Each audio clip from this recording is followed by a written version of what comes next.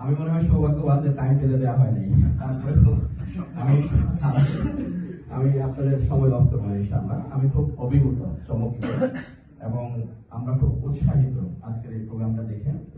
আমাদের যারা এই কমিটির সাথে সম্পৃক্ত এবং এই আন্দোলনের সাথে সম্পৃক্ত, ব্যক্তিগতভাবে অনেক ভাইকে আমার চেনার সুযোগ হয়েছে, আমি অনেককে জানি, তারা অনেক চমৎকার সংগঠন। তো তার চেয়ে বড় বিষয় হচ্ছে আজকের কমিটির নাম ঘোষণার পরে আমি দেখলাম যে সংযুক্ত অনেক ভাইয়ের নাম, ময়ে মোহাব্বত, ভালোবাসায় ভরপুর এই সংগঠনে যদি বিরাজ করতে পারে ভালোবাসা, তাহলে এই সংগঠন তার লক্ষ্য উদ্দেশ্য পৌঁছতে বেশি ব্যাগ দিতে হবে না ইনশাআল্লাহ। সম্মানিত ভাইয়েরা, চমৎকার লক্ষ্য উদ্দেশ্য শুনলাম। এই লক্ষ্য উদ্দেশ্য শোনার পরে আমাদের সকলের কাছে এটা মনে হয়েছে এই সংগঠনের যাত্রা শুরু হয়েছে নিজেদের পাওয়ার জন্য নয়, বরং অন্যদের জন্য বিলিয়ে দিতে। অন্যদের জন্য যারা কাজ করতে চায় তারা কখনো পিছু হটে না।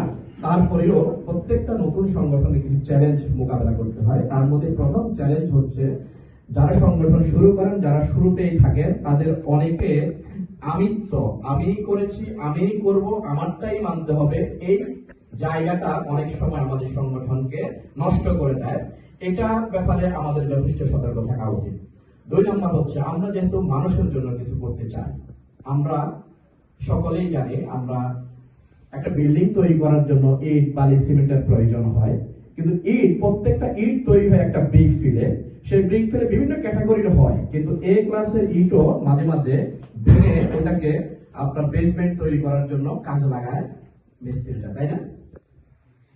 যদি এ ক্লাসের ইট যদি প্রতিবাদ করতো যে আমি তো এ ক্লাসের ইট, আমাকে তুমি বেসমেন্ট তৈরি করার জন্য নিচে কেন দিচ্ছ, তাহলে সেই বিল্ডিং তৈরি করা সম্ভব হতো না।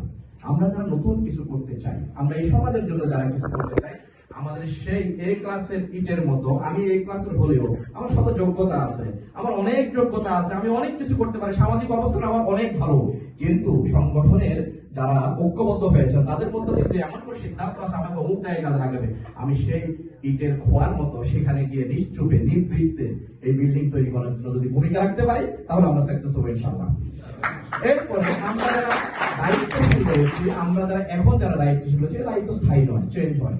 পর্তুগাল তো স্থায়ী সংগঠনে কেউ থাকার সুযোগ নেই। আসলে আমাদের পুরানো 2-1 ভাই ছাড়া আর বেশিরভাগই হচ্ছে নতুন আসে, নতুন যায়, নতুন সবকিছু।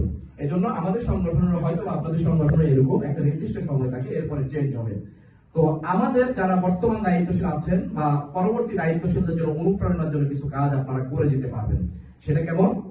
সেটা হচ্ছে যদি আপনাদের নিয়তটা সহি, অবশ্যই নিয়ত সহি নিয়ে আপনারা কাজ করেছেন, আপনারা সকল কিছুকে সুরাই সিদ্ধান্তের ভিত্তিতে মাসওয়ারা করে সিদ্ধান্ত যখন দিবেন, তখন এই সিদ্ধান্তের মধ্যে আল্লাহ রাব্বুল আলামিন বারাকা দিবেন। কখনো মতানৈক্যের কারণে কারো সমালোচনা বাহির করবেন না।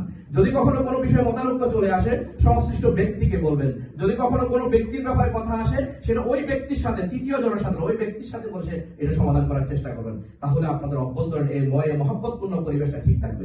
সর্বশেষ যে কথাটা বলতে চাই, যারা সংগঠনের সাথে সম্পৃক্ত হয়েছেন, আপনারা হচ্ছেন, আমরা যারা গ্রামে বড় হয়েছি, আমরা জীবনের বেশিরভাগ সময় যারা গ্রামে ছিলাম, কৃষিকাজ যারা করে, কৃষক দেখবেন কৃষিকাজে যখন খুব প্রচন্ড গরম খরার মধ্যে যখন সে মাঠে কাজ করার পরে সে একটু রেস্ট নেওয়ার জন্য একটা গাছের নিচে যায়, তার হাতে যখন সেই গাছটা যদি বট গাছ হয় অথবা অন্য কোনো গাছ হয়, সেখানে খুব সুন্দরভাবে বসার চেষ্টা করে এবং বসতে গিয়ে সে কি করে, যেটা দিয়ে সে আগাছা নিংড়িয়েছে, সেই কাস্তে হোক বা যে কোনো জিনিস হোক, সেটাকে ধাম করে গিয়ে ওই গাছের সাথে কোপ দিয়ে রেখে দেওয়ার সময় ওই বটগাছ কিন্তু বলে না তুমি আমাকে কোপ দিয়েছো কেন, এখানে রেখেছো কেন, তুমি তো আমার নিচেই কি করবা, বিশ্রাম নেবা, এটা কিন্তু বলে না।